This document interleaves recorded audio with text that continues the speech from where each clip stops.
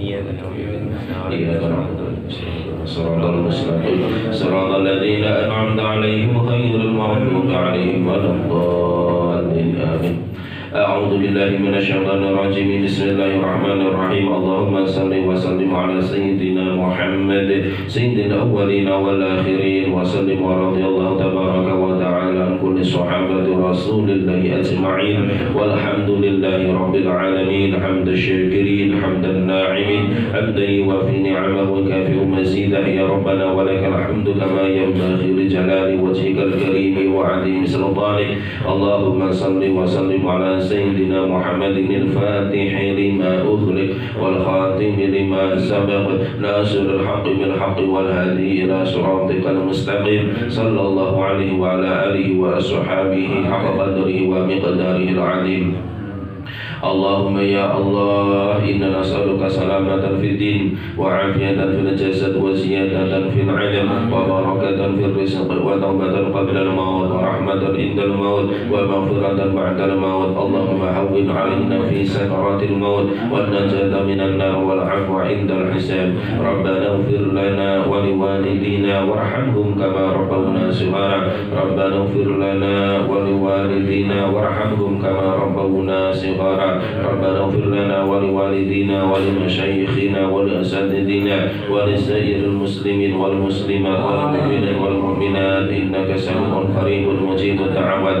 اللهم يا الله تقبل وأوصل وبلغ مثل ثواب ما قرأناه وما هللناه وما صليناه وما استغفرناه وما سبحناه وما حمدناه وخير ذلك في هذا المجلس المبارك آتية واسعة ورحمة نازلة وبركة ساملة إلى حضرة حبيبنا محمد صلى الله عليه وسلم وآل بيته وأزواجه وأولاده وجميع إخوانه من الأنبياء والمرسلين والملائكة المقربين وإلى أرواح آبائنا وأمهاتنا وجدنا وجداتنا ومشايخنا ومشايخ مشايخنا وسادتنا وسادتي أساتذتنا وأقاربنا وأخواننا وأخواتنا وأعمامنا وأعماتنا وأخواننا وخالاتنا ومن انتسب إلينا ولأصحاب الحقوق الواجبة علينا ولأصحاب الأسماء المنكرة يا الله اغفر لهم وارحمهم وعافهم واعف عنهم وكرم نزلهم وواسع مدخلهم.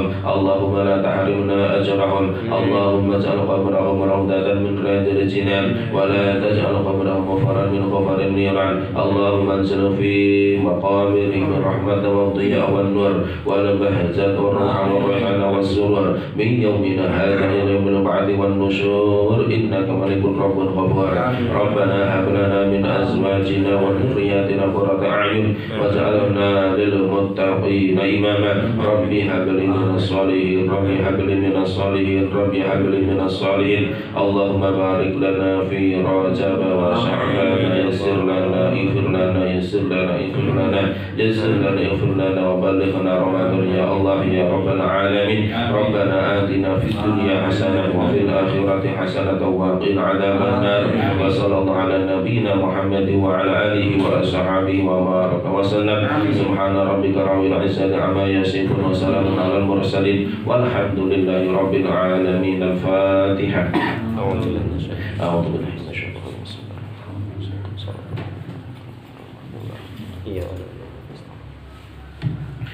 Alhamdulillahi Rabbil Alamin.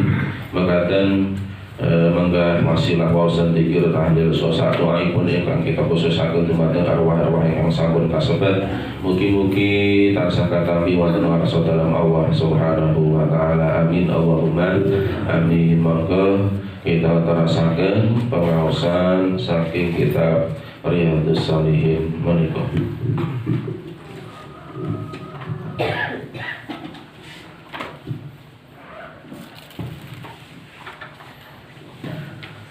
Mungkin Bismillahirrahmanirrahim. Wa anhu anin Nabi sallallahu alaihi wasallam qala inna ahlal jannati la yatarawuna ahlal ghurafi min fawqihim kama tarawuna al-kawkaba ad-durriya al-ghabira fil ufuqi minal masyriqi awil maghribi litafaduli ma bainahum qalu ya Rasulullah tilka manazilul anbiya'i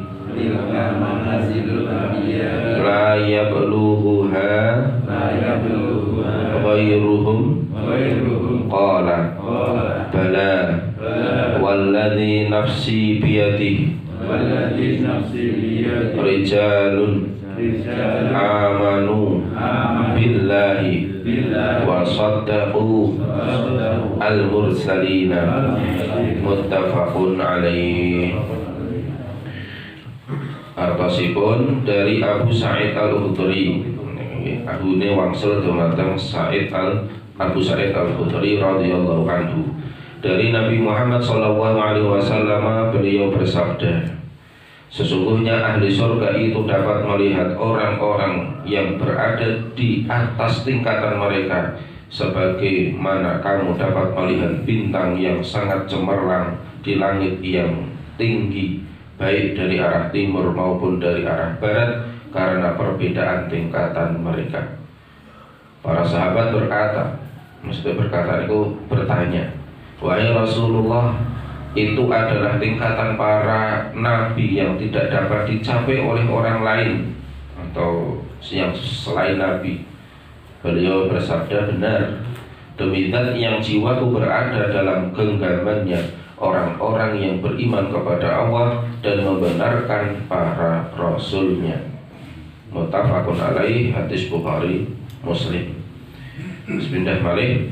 Monggo bismillahirrahmanirrahim. Wa an Abi Hurairah radhiyallahu anhu anna Rasulullah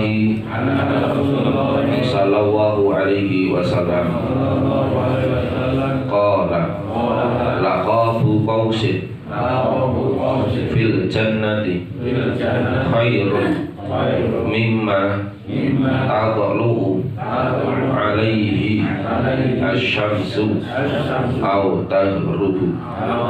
Muttafaqun alaihi. Dari Abu Hurairah radhiyallahu anhu bahwasanya Rasulullah sallallahu alaihi wasallam bersabda, sungguh jarak antara dua ujung panah yang berada dalam surga itu lebih baik daripada segala apa yang terbit maupun terbenam di atasnya matahari. Muttafaqun alaih, Bukhari dan Muslim.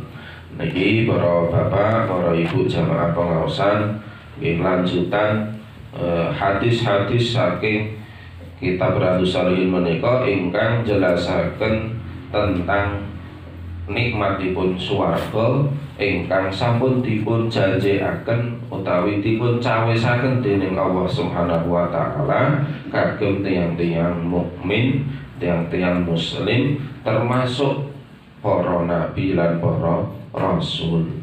Nah, ingkang hadis ingkang kita waos kala wau ingkang sepindah jelasaken tentang adanya perbedaan tingkatan wonten ing swarganipun Allah taala sakmangke.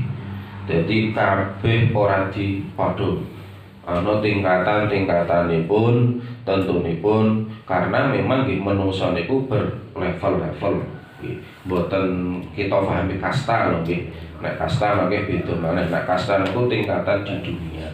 Lah niki ingkang dipun maksud niku mangke perbedaan tingkatan di swarganipun Allah taala. Lah sing tingkatan paling dhuwur niku nggih tingkatanipun para nabi, para rasul. Ingkang wonten ing salah setunggalipun keterangan niku wonten ing Jannatul Firdaus niki. Lah perumpamaanipun ingkang dipun aturaken Kanjeng Nabi teng mriki somben tingkatan tertinggi ingkang pundi menika tingkatanipun para nabi lan rasul niku ndelok dumateng tingkatan yang ada di bawahnya atau paling tidak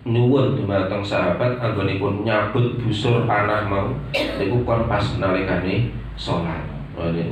Lah pas salat kok pas salat sebab dhek nek pas salat iku betul-betul khusyuk elingi mung namung Gusti Allah ngrasake nikmate anggonipun salat. Betul. Sehingga ketika sholat dicabut niku wis ora krasa. Lah nek awake dhewe kadang copot lumut wis krasa. Lah wis beda tingkatane. Kadang awake dhewe sholat jamaah ning masjid krana kadang kekewu. Kadang kekewu karo imame, kekewu karo kancane kok suwe ora ketok. Senajan itu secara napa secara fikih ya ora apa-apa. Wong pancen kita makhluk sosial yang tingkatan kita adalah orang awam. Tapi kadang dalam kondisi tertentu kok kita bisa sampai betul-betul sadaqu. Awake dhewe iki amanu billah wa sadaqu al-mursalin, betul-betul kita menjalankan syariatipun Kanjeng Nabi. Ini pengharapan yang di dalam syarahnya ini kitab ini yang diharapkan oleh Imam An-Nawawi. Muga-muga Kang Ilo, semoga kita termasuk annakuna minhum, bahasanya kata annakuna minhum, semoga kita berada di antara mereka. Meskipun kita bukan nabi, kita bukan rasul, wali wae kaduan kan gitu. Ulama saja kita mungkin jauh dari kata yang sebenarnya orang alim ulama, tapi kita adalah orang awam. Namun meskipun demikian harapannya adalah kita termasuk yang sampai pada manazilul anbiya, sampai pada tingkatan surga yang nanti akan dihuni oleh para nabi, para rasul. Ning yo keprasat-keprasate ya tetep sing penting swarga, ngoten mawon. Sing penting swarga. Soale nek awake dhewe jujur-jujuran niku kadang dibandingke karo ulama-ulama zaman biyen, apa dibandingke para sahabat-sahabat zaman biyen iku wis kaduwan. Ngoten nggih. Zaman biyen niku ngamal garek ngamal, ora pernah ngitung ganjaran, ora pernah ngitung apa, tapi awake dhewe kadang anggone ngamal niku isih nganggo hitungan. Meskipun mau yo ora apa-apa, pancen awake dhewe wong awam. Ngoten. Makanya nek ning tafsiripun Imam Asy'arawi, tapi ini sudah tafsirnya orang-orang khusus nih, orang-orang yang betul-betul sufi dan masuk dalam kategori khawasul khawas, bukan tataran orang awam. Niku nalikanipun nafsiraken man kana yarju liqa rabbi falyamal amalan sholihan wa la yusyrik bi ibadati rabbi ahada. Sapa wonge pengen ketemu kepada Allah, maksudnya masuk surga dengan kenikmatan yang sebenar-benarnya surga, yang itu, maka beramallah yang baik. Terus wala yusyrik bi ibadati rabbi ahada, jangan syirik di dalam ibadah kepada apapun dan siapapun. Nah, dalam menafsiri kata ahada niku nek ning tafsir Sa'rawi niku awake dhewe ibadah krana swarga niku wis diarani syirik. Padahal awake dhewe kadang motivasine ngibadah niku krana pengen swarga. Tapi dalam tingkatan yang khusus, bukan tingkatan kita, niku wong ibadah kok pengen mlebu swarga iku wis syirik. Soalnya swarga itu dudu Gusti Allah. Swarga itu adalah bagian nikmat yang diberikan oleh Allah, bukan Allah itu sendiri. Tapi bagi orang yang awam, ya ora apa-apa dhewe ngamal krana swarga, awake dhewe ngamal krana wedi neraka, ninggalake sing dosa-dosa krana wedi neraka iku ora apa-apa. Wong pancen ning ayat-ayat Al-Qur'an utawi dawuh-dawuh Kanjeng Nabi pun ngandhakake nek wong ngamal apik iku ganjarane ngene, wong ngamal apik iku nanti sok ning akhirat falahum ajruhum inda rabbihim dan sebagainya kan ngoten. Makane karena ning Al-Qur'an dipun dawuhaken balasan-balasan berupa surga, ancaman berupa neraka lan sapiturute. Maka nek wong ngamal karena motivasi pengen mlebu swarga utawa karena wedi neraka iku tetep ora ngrusak iman. Ya tapi iku tingkatan wong umum ngoten. Nek tingkate wong khusus iku wis diarani syirik. Makane nek kaya Rabi Adawiyah niku dawuhake, ya Allah nek aku ngamal krana pengin swarga, mang lebetaken kula teng neraka. Kan nek aku ngamal apa nek aku menghindari maksiat karena wedi neraka, yo mangrebetake te neraka. Kan itu. Makanya terus ayat syair malih ilahi lastu lil firdausi a'la. Itu kesadaran orang yang sudah dalam taraf tinggi ya. Kesadaran aku ki ora pantes mlebu swarga ning Gusti panjenengan iku ya Maha Rahman Maha Rahim kan ngoten. Ilahi lastu lil firdausi a'la ala nari wala aqwa ala nari jahimi, tapi Gusti kula niku mboten kiyat nek kon mlebu neraka. Maka sing diarep-arep menapa nggih pangapuranipun Gusti Allah. Makane senajan awake dhewe niku amale ora sepiro cara diitung, ning tetep punya pengharapan mlebu swarganipun Gusti Allah. Mbah tingkatane ora ngerti sumben. Ning syukur-syukur awake dhewe kalebu iku mau annaku minhum. Dawuhipun Imam An-Nawawi termasuk golongan-golongan ingkang bakal pikantuk manzilah kedudukan sebagaimana para nabi lan para rasul. Iki ingkang sepindah. Terus ingkang hadis nomor kalih mau laqabu qausin fil jannati khairun mimma tatlu'u fi alaihi asyamsu au tahrubu. Ini diterjemahkan jarak antara dua ujung panah yang berada dalam surga. Nek ninggun mungkin terjemahan yang lain atau ninggun sarahipun menika mboten jarak antara ujung panah, tapi hanya setengah dari itu atau sebagian dari anak panah. Berarti nek misalnya jenengan napa ndelok wong manah atau manah niku kan ditarik, ngoten. Niku nek sing niku terjemah iki berarti jarak antara ujung tekan bokot. Berarti tekan sing di awake dibujengi kalih sing nggon ujung sing lancip. Berarti keseluruhan busur. Tapi nek ning nggon sarah iki malah mboten ngoten, tapi sebagian dari, berarti kurang atau katakanlah setengah dari anak panah yang ketika kita memanah. Jadi nek cara awake dhewe ngukur kan. Ukur anak panah iki sak dawa-dawane paling sepiro to? Ya paling ya apa rong lengan to. Berarti kalau ada manah ngene terus tarik, berarti kan satu lengan lebih setengah. Kan gitu. Cara dimeteri paling yo ora sak meter. Ya atau 1 meter lah paling dawa-dawane busur atau anak panah ngoten niku. Katakan 1 meter kan ngoten. Itu jadi 1 meter yang Allah berikan kepada kita di surga nanti itu sudah lebih baik dari dunia yang mana dunia itu dilalui oleh matahari. Artinya tatlu alisyamsu aw tahrub itu berarti daerah yang mana matahari terbit sampai matahari terbenam. Berarti dari ujung timur sampai ujung barat di dunia itu tidak ada apa-apanya ketika dibandingkan dengan 1 meternya surga. Berarti kita ndakake nek surga itu sangat berharga sekali. Sampai nimbul hati-hati seringan saderengipun dipun aturaken nggih nikmate swarga kados mekaten. Sithik wae iku wis kagolong nikmat. Karena ora kabeh wong iso mlebu swarga. Makane wong iso mlebu swarga wae iku wis kenikmatan yang tidak bisa kita bayangkan keindahannya, tidak bisa kita ukur berapa banyaknya nikmat Allah yang diberikan ketika kita masuk surga nanti. Sampai digambarkan sebagian anak panah itu saja sudah itu lebih baik dari apa yang ada di ujung timur sampai ujung barat di dunia ini. Makanya kenapa kalau kita membaca hadis-hadis lain ya, hadis-hadis lain tentang fadilah amal, itu kadang ngoten niku. Misalnya awake dhewe salat fajar ngoten niku. Salat fajar 2 rakaat niku wis khairun minad dunya wa ma fiha ngoten.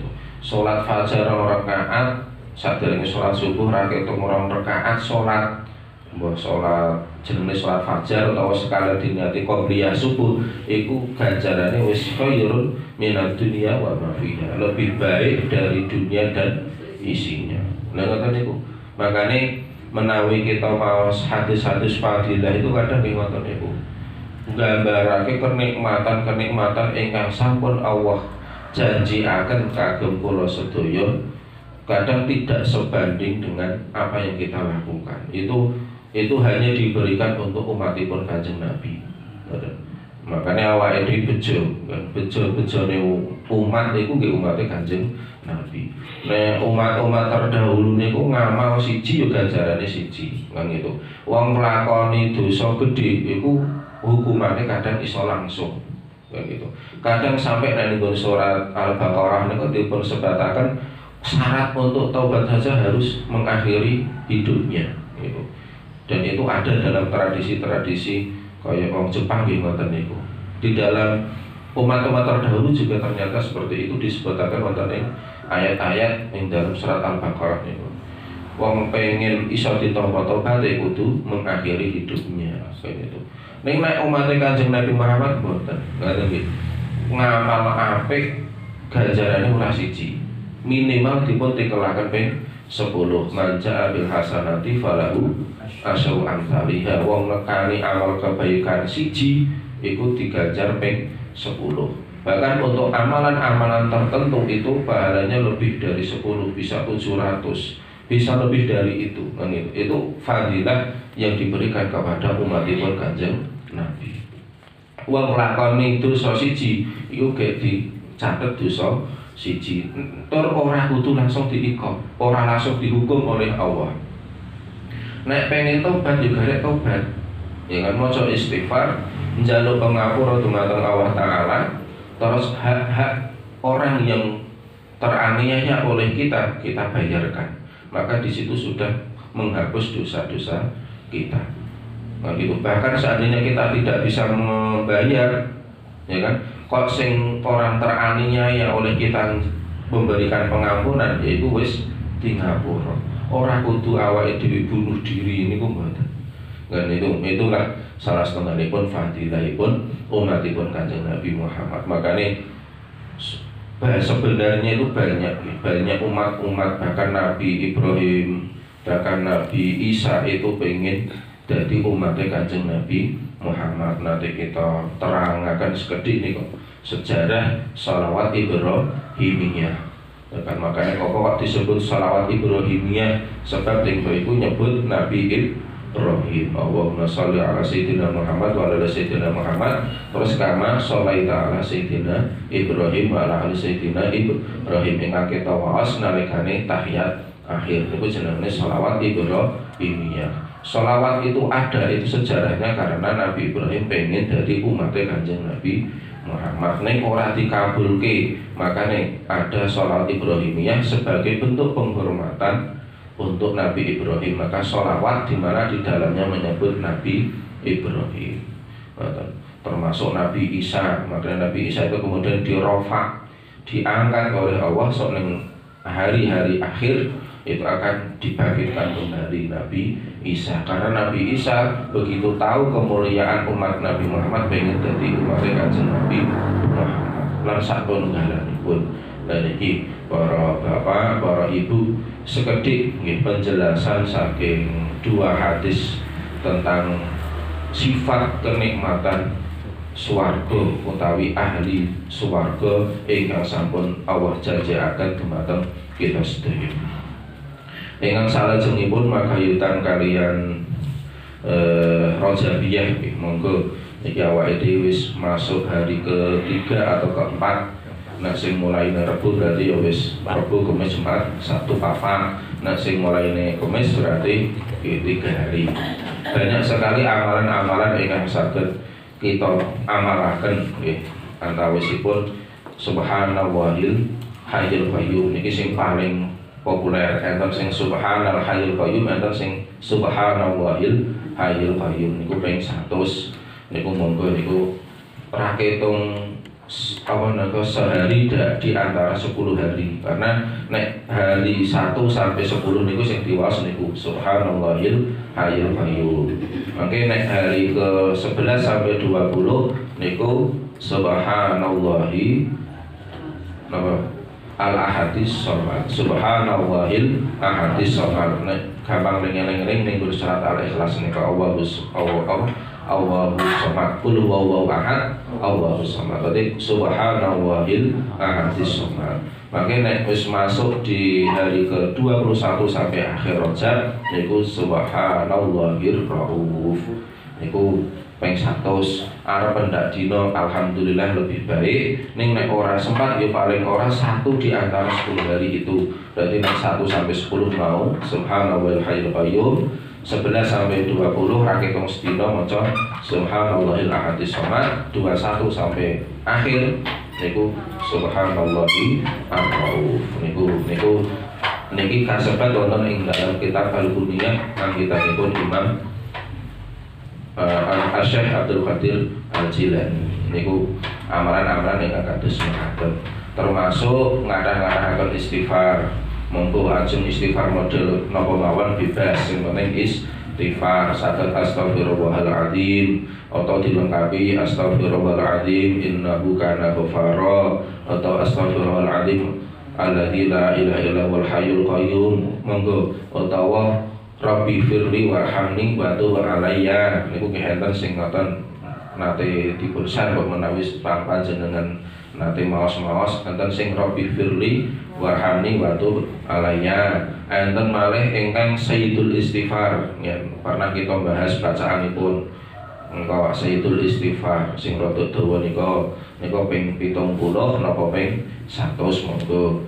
Terus dipun tutup Ahmadu Rasulullah Muhammad Rasulullah. Kadosipun niki mbok menawi sing rada aktif di dunia maya mungkin pernah nate nerima share-sharean ingkang kados mekaten. Monggo niku dipun amalaken menika rujukanipun niku jelas saking Syekh Abdul Qadir Al-Jilani. Menika saged dipun amalaken minangka dados kualitas anggenipun kita mengisi hari-hari di bulan Rajab menika. Awit bulan Rajab niku dikenal dengan istilah bulannya Allah Ta'ala. Jadi memang betul-betul hari-hari di mana dimuliakan oleh Allah Ta'ala niku ing antawasipun bulan Rajab. Meskipun nanti ada bulan Ramadan itu juga lebih mulia lagi, tapi bulan Rajab saja sudah sangat mulia. Makanya ada doa Allahumma barik lana fi Rajab wa sabana wa balighna Ramadana, itu sebenarnya hadisnya dhaif. Ning oleh para ulama-ulama dari mazhab Syafi'iyah senajan dhaif itu boleh diamalkan. Karena banyak sejarah menceritakan para sahabat itu malah bukan dari bulan Rajab. Niku kitab Lataiful Ma'arif karanganipun Ibnu Rajab Al-Hambali niku bahkan sampai dari 6 bulan sebelum datangnya Ramadan itu para sahabat sudah berdoa kepada Allah agar bisa sampai pada bulan Ramadan. Bacaan doa ini memang tidak ada redaksi yang paten, karena memang doa itu bukan doa langsung dari Nabi. Lah sementara ada doa yang langsung dari Nabi, Allahumma barik lana fi Rajab, niku statusnya dhaif. Lah bagaimana kita beramal dengan hadis dhaif? Boleh dalam mazhab Syafi'iyah selagi bukan untuk menetapkan keputusan hukum. Maksudipun awake dhewe ora kena mewajibkan membaca Allahumma barik lana. Nenek itu sebagai sebuah motivasi kita untuk berdoa. Oh, Nabi itu dalam riwayatnya berdoa seperti itu, kita kemudian berdoa seperti itu, maka boleh-boleh saja. Maka nenek teng masjid-masjid ala kita niku ya sing mayoritas wong nahdiyin lan yang sefaham itu kadang nek pujian-pujian di bulan Rajab niku nggih ngoten niku Allahumma barik lana fi Rajab wa sabana terus wa balighna Ramadana, kadang terus ben nyambung karo sikile, kadang terus ditambah yasir lana umurona ora sing disambung ifir lana dzunubana lan macam-macam. Karena memang redaksi doa itu memang tidak ada kepatenan yang pasti dari beberapa riwayat, tapi mau 6 bulan sebelum datangnya Ramadan itu dalam Lataiful Ma'arif dipersebatakan itu